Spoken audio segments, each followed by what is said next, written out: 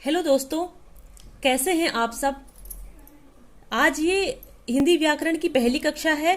अगर आपको संपूर्ण हिंदी व्याकरण पढ़ना है तो आप हमारे चैनल को सब्सक्राइब करें एंड बेल आइकॉन को प्रेस करें, जिससे कि संपूर्ण नोटिफिकेशन आप तक पहुंचती रहे।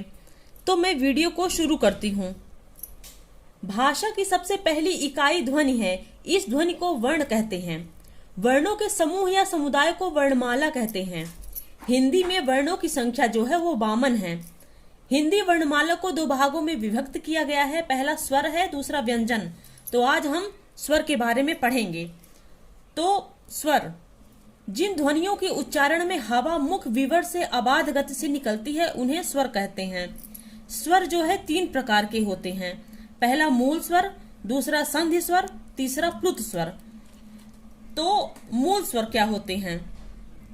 वे स्वर जिनके उच्चारण में कम से कम समय लगता है, अर्थात जिनके उच्चारण में अन्य स्वरों की सहायता नहीं लेनी पड़ती है, उन्हें मूल स्वर या ह्रस्व स्वर कहते हैं। जैसे कि आ, ई, उ और री, ये जो हैं तो मूल स्वर हैं। अब पढ़ते हैं संधि स्वर के बारे में। तो वे स्वर जिनके उच्चारण में मूल स्वरों की सहायता नहीं लेनी पड़ती है, उन्हें संधि स्वर कहते हैं।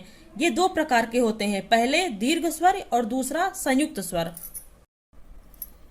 पहला नंबर है दीर्घ स्वर।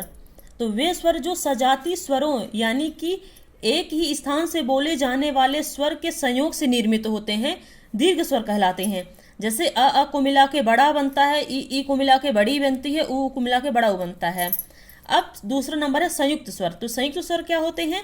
वे स्वर जो विजातीय स्वरों यानी विभिन्न स्थानों से बोले जाने वाले स्वर के संयोग से निर्मित हुए हैं, संयुक्त स्वर कहलाते हैं। संयुक्त स्वर 4 होते हैं। ए ओ औ।